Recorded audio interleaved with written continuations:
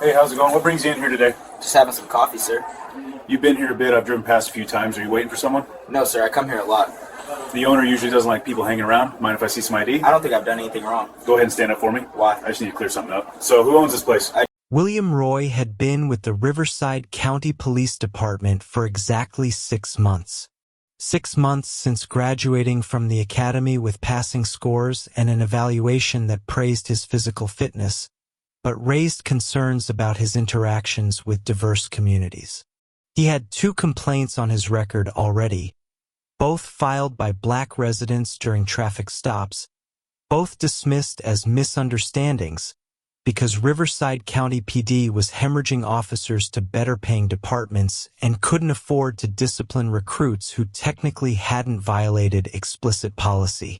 Those complaints were documented in his personnel file and then buried because the department prioritized staffing numbers over community trust.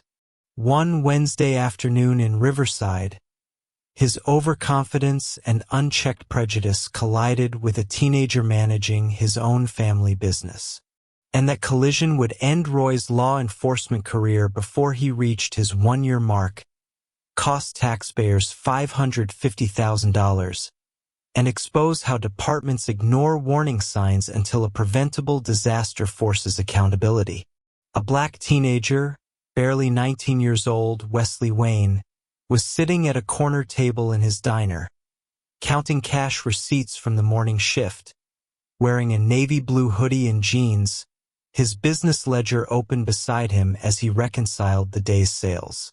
No crime, no disturbance, no unusual behavior. Just the youngest restaurant owner in the district managing his grandmother's legacy during the quiet hour between lunch and dinner service. But Officer William Roy saw him through the distorted lens of a middle-aged cop who had absorbed decades of stereotypes without meaningful intervention, who couldn't reconcile the image of a young black man in streetwear with the concept of legitimate business ownership, and who was about to learn that refusing to see evidence that contradicts your assumptions has consequences that destroy careers. Before we continue, where are you watching from? If this is your first time here, please hit that subscribe button. Stories like these need to be shared, and your support helps us bring more truth to light. Riverside, California. The downtown corridor, a revitalized 4-block area known for its family-owned restaurants, local boutiques, community arts spaces, and small businesses where entrepreneurs bet everything on their dreams. The district had undergone gentrification in recent years, bringing new investment and new tensions, the kind of neighborhood where old-timers and newcomers coexisted uneasily, where assumptions about who belonged and who didn't simmered beneath polite interactions. It was 2:45 on a Wednesday afternoon in late September. The lunch rush had ended by 1:30. Dinner customers wouldn't start trickling in until 5 o'clock. Afternoon sunlight poured through the large front windows of Wayne's family diner, catching the dust particles in the air and illuminating the vintage photographs on the walls. Images of Wesley's grandmother Ruby in her younger days, serving customers at this very location decades ago. Wesley Wayne had owned Wayne's family diner for 2 years. 2 years since his grandmother Ruby passed away and left him a failing restaurant buried under $80,000 in debt. 2 years since he made the controversial decision to drop out of community college after 1 semester, disappointing his mother who dreamed of him becoming the first in their family to earn a degree. 2 years of 16-hour days, learning restaurant management through YouTube videos and trial by fire, navigating supplier relationships and health inspections and payroll taxes while barely old enough to legally purchase alcohol. The diner served classic comfort food with his grandmother's signature touch. Breakfast served all day, burgers made from locally sourced beef, sweet potato pie that earned a feature in the local newspaper's food section. The kind of cooking that honored Ruby's memory while Wesley slowly modernized the business model. Wesley had graduated high school with a 3.7 GPA and college scholarship offers. He'd planned to study business administration, eventually help his grandmother modernize the diner's operations. But Ruby died suddenly 3 months before his college acceptance letters arrived. A stroke at 74 years old, gone before the ambulance reached the hospital. The lawyer explained the inheritance. The restaurant property, the equipment, the recipes, the legacy, and the crushing debt that threatened to close everything within 90 days. His mother had urged him to let it go, to pursue college, to build his own future instead of trying to save a sinking ship. His friends thought he was crazy to give up a scholarship for a failing business in a dying industry. But Wesley saw his grandmother's life's work, heard her voice talking about the customers who'd been coming for 40 years, remembered her stories about feeding the community during hard times. He couldn't let it disappear. The first year was survival mode.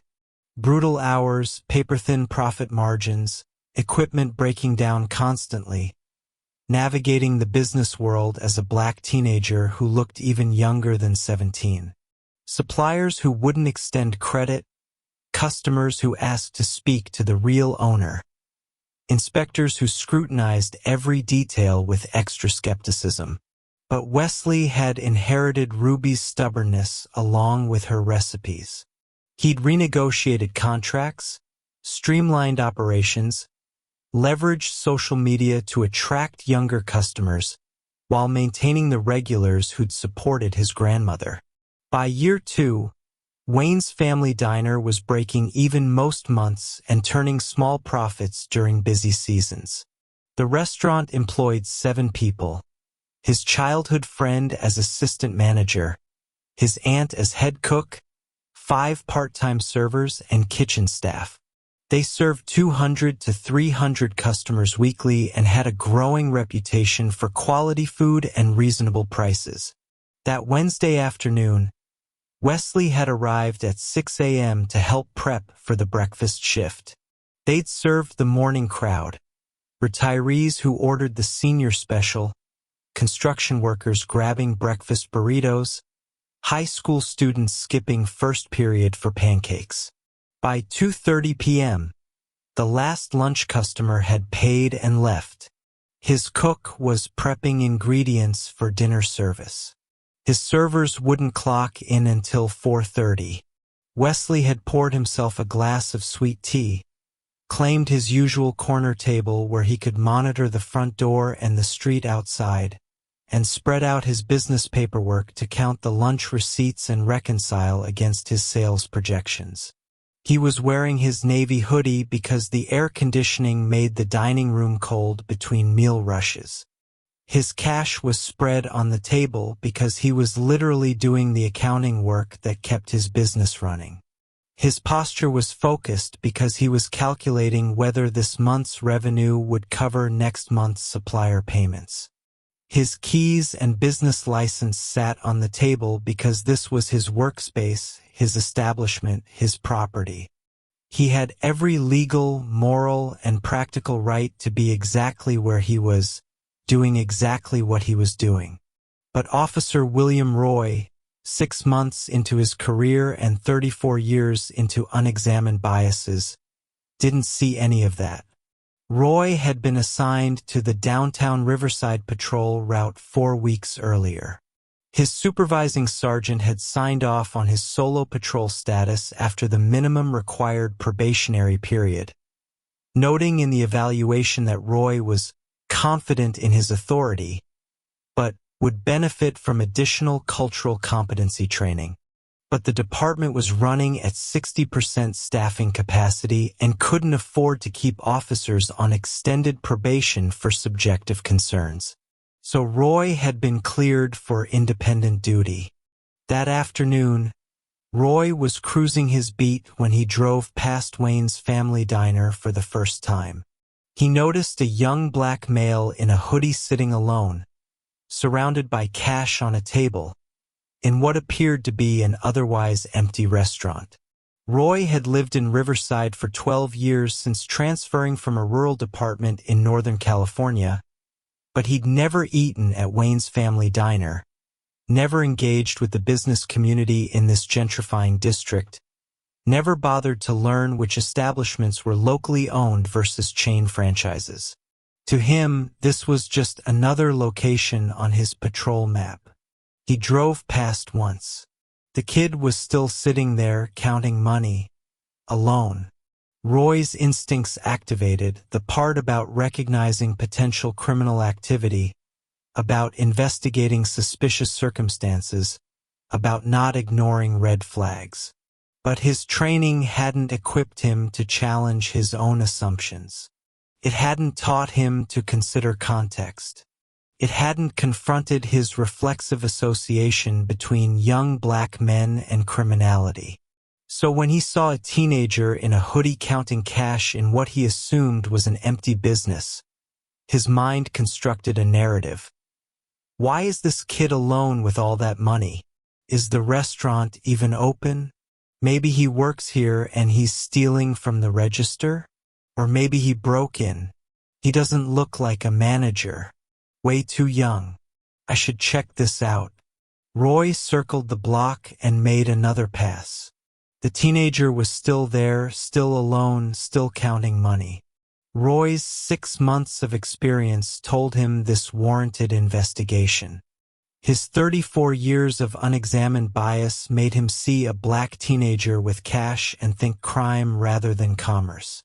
Roy pulled his patrol car into a parking space directly in front of the diner and killed the engine. Through the window, he could see the scene clearly now. Casual clothing, money spread across the table, a ledger and paperwork, keys. But Roy saw those details and interpreted them through suspicion rather than logic. He checked his radio, confirmed his location to dispatch, and stepped out of the vehicle. He walked toward the entrance, his hand instinctively resting near his duty belt, his body language broadcasting authority he wasn't sure he possessed. Do you think police departments should be held financially accountable when they ignore warning signs about problem officers? Drop your answer below. Wesley looked up from his receipts when he heard the door open. He saw the uniform, the middle-aged white officer, the tense posture of someone already convinced of a narrative before gathering facts. Wesley had been a black male in America for 19 years, his entire life a masterclass in reading these situations, in calculating how to survive encounters that could turn deadly over nothing. He knew exactly what this was about to become. William Roy had graduated from the Regional Police Academy at 33 years old, a career change after spending a decade working security at a casino in Lake Tahoe. His academy performance was unremarkable. He'd passed the physical fitness tests on his second attempt, scored adequately on written exams, and demonstrated sufficient competency with firearms and defensive tactics to meet minimum standards. His instructors noted that Roy was enthusiastic about law enforcement, but had a concerning habit of escalating scenarios during role-play exercises when de-escalation would have been more appropriate. One instructor wrote in his evaluation that Roy tends to perceive threats in ambiguous situations and responds with unnecessary forced posture, but recommended he pass anyway because he'd technically met all required benchmarks. The Riverside County Police Department hired Roy immediately after graduation. They were desperate. 15 officers had left for higher-paying departments in the previous year, and the county commissioners refused to increase the police budget. The hiring committee glossed over the academy concerns and focused on Roy's age and prior security experience, assuming maturity would compensate for whatever training gaps existed.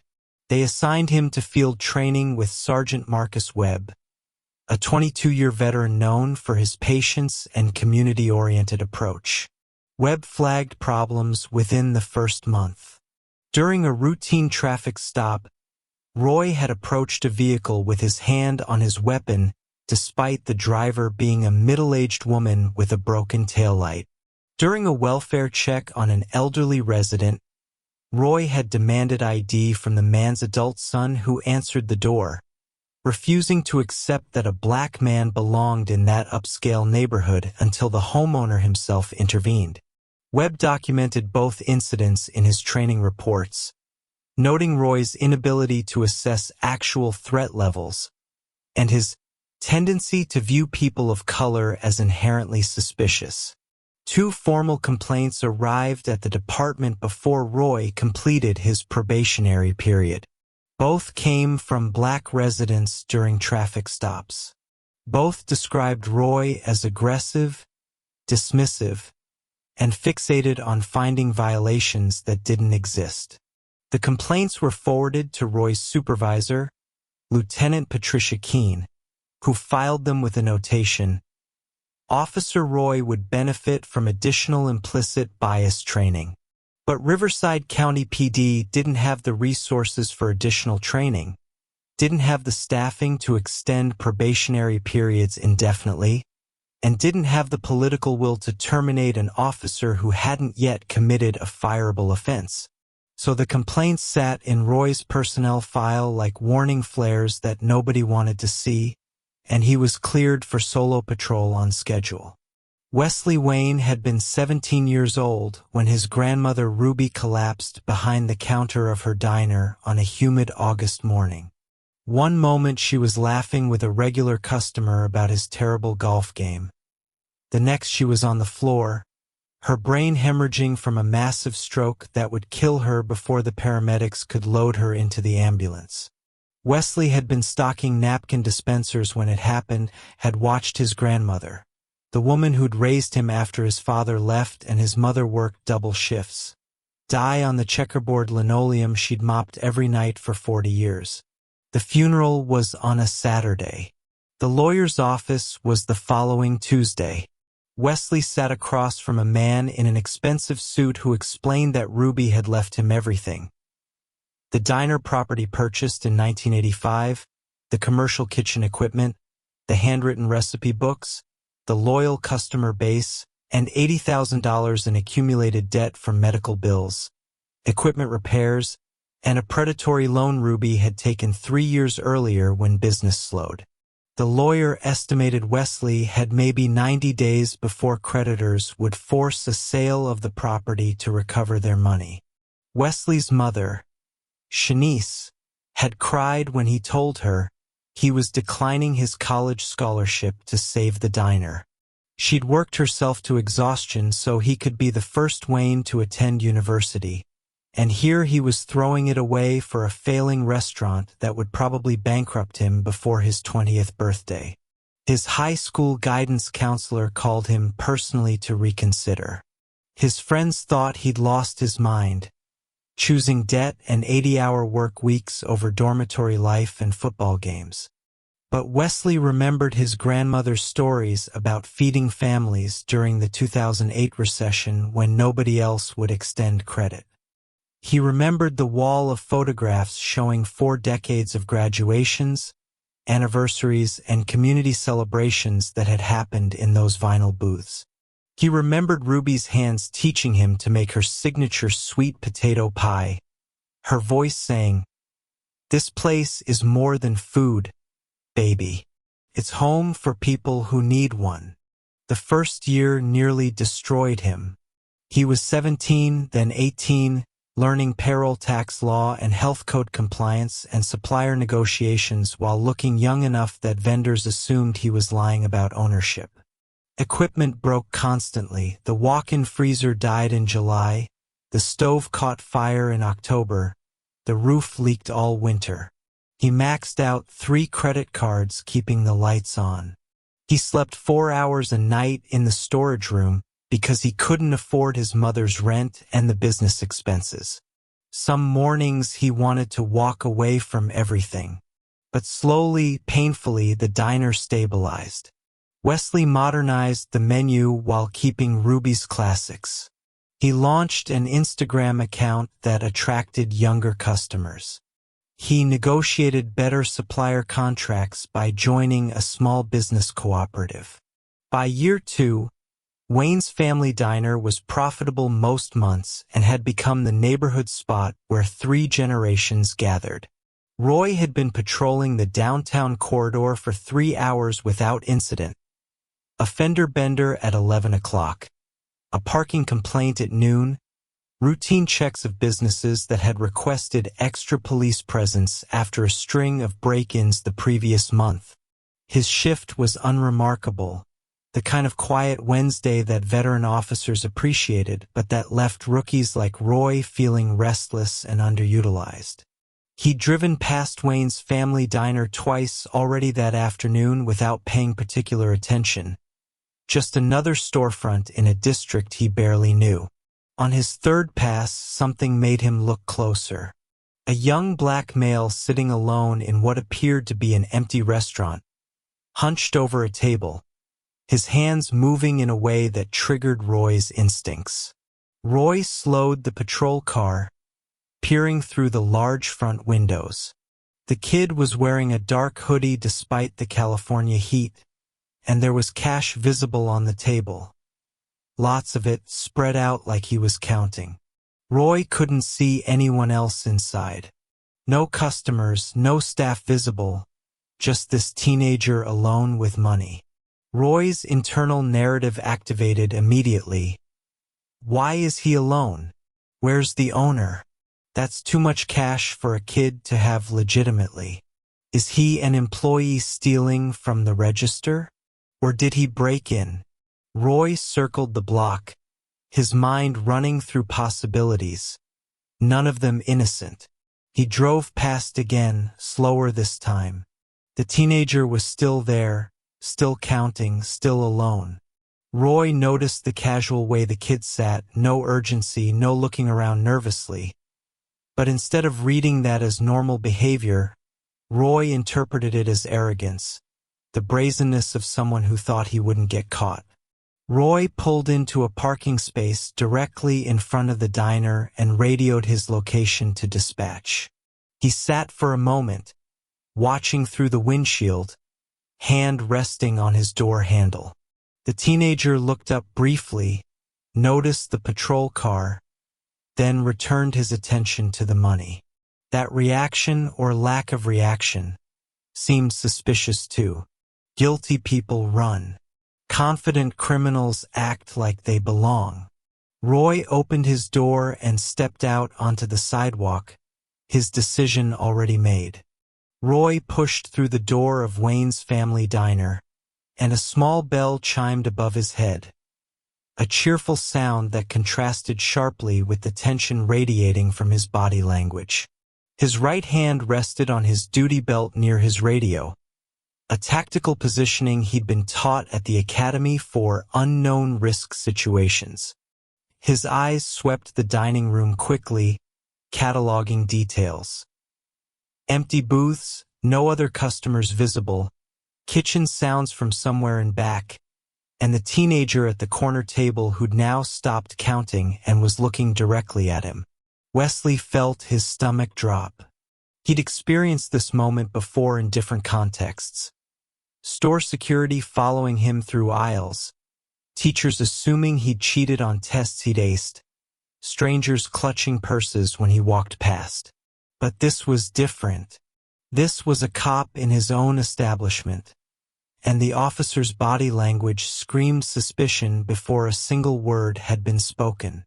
Wesley slowly placed both hands flat on the table beside his receipts, a gesture of non-threat he'd learned from painful experience.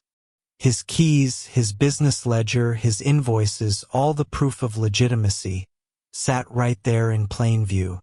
"Afternoon, officer," Wesley said, keeping his voice even and respectful, every word carefully calibrated. "Can I help you with something?" Roy approached the table with measured steps, his eyes moving from Wesley's face to the cash spread across the surface, then to the hoodie, then back to Wesley's face. "I need to see some identification," Roy said, his tone flat and authoritative. It wasn't a request. Sure, Wesley replied carefully. Can I ask what this is about? He didn't move yet, didn't reach for his wallet, knowing that any sudden motion could be misinterpreted or deliberately misconstrued as threatening.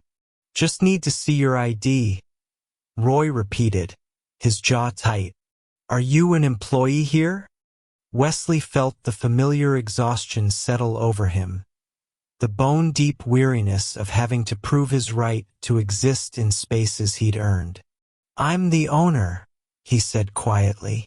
Roy's expression shifted into something that looked almost like a smirk. Yeah, sure you are. Wesley took a slow breath and gestured toward the wall behind the counter where his framed business license hung, alongside his health department permit and his grandmother's original 1985 business certificate. My license is right there on the wall, officer. Wayne's Family Diner, registered owner Wesley J. Wayne. That's me. Roy didn't even turn to look. Anyone can print something and put it in a frame, he said, his voice carrying the dismissive certainty of someone who'd already decided the truth before investigating it. I'm going to need to see your identification, and I need you to explain why you're sitting here alone with all this cash. Because I'm counting today's receipts, Wesley said, fighting to keep frustration out of his voice. This is my restaurant. I'm doing the accounting before dinner service. He slowly reached toward his back pocket. My ID is in my wallet. I'm going to take it out now, okay? Roy's hand moved closer to his duty belt. Slow. Wesley moved with exaggerated care, extracting his wallet and removing his driver's license. He placed it on the table rather than handing it directly to Roy, another calculated move to avoid any physical contact that could be misinterpreted. Roy picked up the license, studied it with theatrical skepticism, then looked at Wesley. This says you're 19 years old. Yes, sir. And you expect me to believe a 19-year-old owns this restaurant? Roy's tone suggested the very concept was absurd, impossible, obviously a lie. I inherited it from my grandmother 2 years ago, Wesley explained, his patience wearing thin but his voice remaining level. Her name was Ruby Wayne. She owned this place for 40 years. There are pictures of her on that wall too, right next to the business license you won't look at. Roy glanced briefly at the wall, his eyes skating over the framed photographs and certificates without really seeing them. Yeah, and I own the precinct, he said. Why don't you tell me what you're really doing here? From the kitchen, Wesley heard footsteps stop. His aunt had heard voices, heard the tone. She was listening now, deciding whether to intervene. Wesley's calm, measured responses seemed to aggravate Roy rather than reassure him. Each carefully chosen word, each respectful sir, each attempt to de-escalate was being reinterpreted through Roy's distorted lens as evidence of guilt. The officer's face had gone rigid, his neck flushed red above his collar. You're awfully smooth with your answers, Roy said, his voice taking on an edge. Like you've got this whole story rehearsed. That's exactly how liars sound. Too prepared, too calm. I'm calm because there's no reason not to be calm, Wesley said, though his heart was hammering against his ribs. I'm sitting in my own restaurant doing my own bookkeeping. Everything here is legal and documented. Roy unclipped his radio. This is Unit 47 requesting backup at Wayne's Family Diner, 340 West Riverside Avenue. Possible trespassing situation. Suspect is being uncooperative. Uncooperative. Wesley's composure cracked slightly. I've answered every question you've asked. I've shown you my ID. I've pointed to my business license. You're refusing to provide adequate identification and explanation for your presence in this establishment. Roy interrupted, his voice rising. That constitutes disorderly conduct and possible criminal trespass.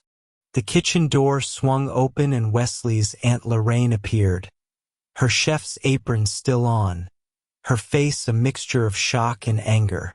What in the world is happening out here? Wesley, are you okay? Ma'am, I need you to step back into the kitchen, Roy commanded, his hand now fully on his radio. This is my nephew, Lorraine said, her voice sharp. He owns this restaurant. What are you accusing him of? The bell above the door chimed again. 2 customers entering for an early dinner. A middle-aged couple Wesley recognized as semi-regulars, stopped short when they saw the scene. The woman immediately pulled out her cell phone. Are you recording this? She asked her husband. Already am, he replied, his phone raised and pointed at Roy. Roy's jaw clenched. His backup was coming, and now he had witnesses with cameras. 2 patrol cars arrived within 4 minutes, their presence drawing attention from pedestrians on the sidewalk who stopped to watch through the windows. Officer Jennifer Chun entered first, followed by Officer Carlos Ramirez, both of them taking in the scene with immediate confusion. Chen's eyes landed on Wesley and recognition flashed across her face. Wesley? What's going on here? You know this individual? Roy asked, his tone suggesting that Chen's familiarity was somehow suspicious rather than helpful. Of course I know him, Chen said, her confusion deepening. He owns this diner. His grandmother Ruby used to donate meals to the youth center every Thanksgiving. Wesley's been running this place since he was 17. She looked at Wesley with concern. Are you all right? Ramirez had moved closer to the table, his eyes scanning the business ledger, the invoices, the receipts organized in neat stacks. Roy, what exactly is the situation here? These are all business documents. They've got his name on them, Wesley Wayne, same as the business license on the wall. He pointed to the framed certificate that Roy had dismissed. Roy's face had gone from flushed to almost purple. He's trespassing. He couldn't provide adequate explanation for his presence. He owns the restaurant, Chen interrupted, her voice taking on an edge. Roy, this is a mistake. I'm placing him under arrest for disorderly conduct and failure to cooperate with a police investigation, Roy announced, pulling his handcuffs from his belt. The couple filming gasped audibly. Roy, don't do this, Ramirez said, his hand reaching out as if to physically stop his colleague. This isn't. But Roy had already moved behind Wesley's chair. Stand up and place your hands behind your back. Wesley looked at his aunt, whose face had gone pale with fury and fear. He looked at Chen, who was shaking her head in disbelief. He looked at the cameras recording everything. And then, with the exhausted compliance of someone who knew that resistance would only make everything worse, Wesley stood and put his hands behind his back. The metal cuffs clicked shut around his wrists in his own restaurant, beneath his grandmother's photograph. The couple who'd been filming uploaded their video to Twitter before Roy's patrol car even left the diner's parking lot. The footage showed everything. Roy dismissing the business license on the wall, Wesley's calm explanations, Officer Chen's protests, and the moment the handcuffs clicked around Wesley's wrists while he stood beneath the framed sign reading, Owner Family Diner since 2012. The husband's voice could be heard clearly on the audio. He owns this place. That's Wesley Wayne. He's the owner. Within an hour, Aunt Lorraine had posted her own video from inside the kitchen, her phone capturing Roy's refusal to look at documentation and his threat to arrest her for interfering. By early evening, a customer who'd witnessed the arrest through the window had shared dashcam footage showing Roy sitting in his patrol car for nearly 3 minutes, watching Wesley through the windows before deciding to enter. The caption read, "Officer William Roy racially profiling a black teenager in his own family business." The videos went viral by nightfall. Local news stations picked up the story. Community activists began organizing outside the police headquarters. The hashtag Justice for Wesley trended regionally, with thousands sharing the footage and demanding accountability. At Riverside County Jail, Wesley sat in a holding cell for 4 hours while the booking officers processed paperwork that everyone involved knew would never result in charges. The district attorney's office received the arrest report at 6:47 p.m. and declined to file charges by 7:15 p.m., calling the arrest unsupported by facts and inappropriate under the circumstances.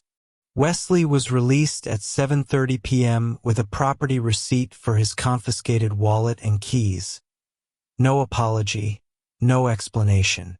His mother picked him up.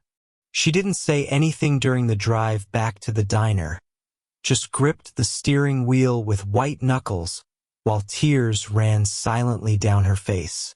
When they arrived, news vans were parked outside and a crowd of supporters had gathered, some holding signs that read, "Black-owned business matters," and "Protect Wesley Wayne." The diner's front windows glowed warm in the darkness, still his, but somehow different now. Marcus Thompson, a civil rights attorney from Los Angeles with a reputation for taking on police misconduct cases, contacted Wesley within 24 hours of the videos going viral.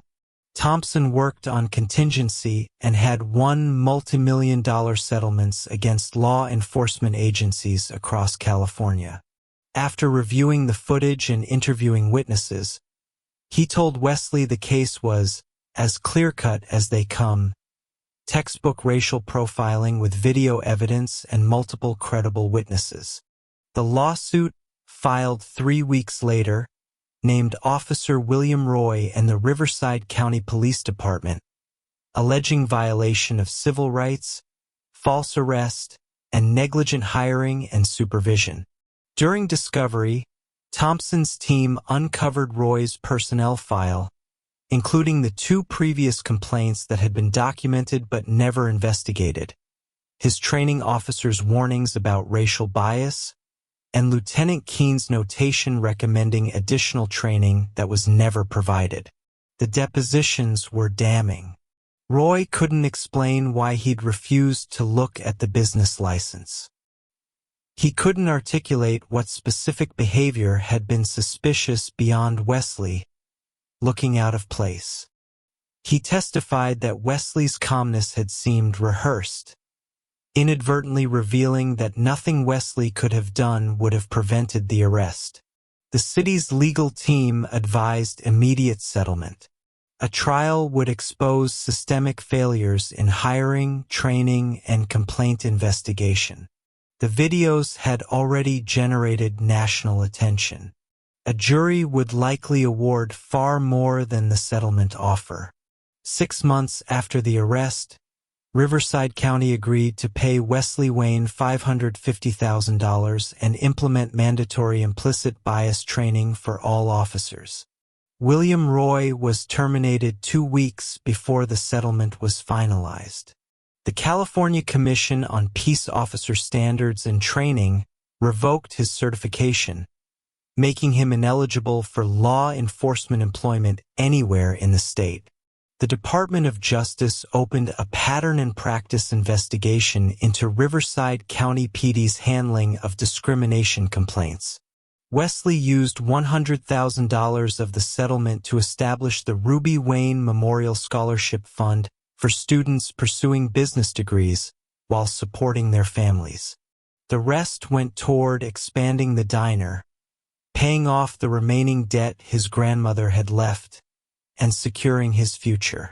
He was 20 years old, a business owner, a civil rights plaintiff, and a survivor of a system that had tried to criminalize his existence in a space he'd earned through grief, sacrifice, and relentless work.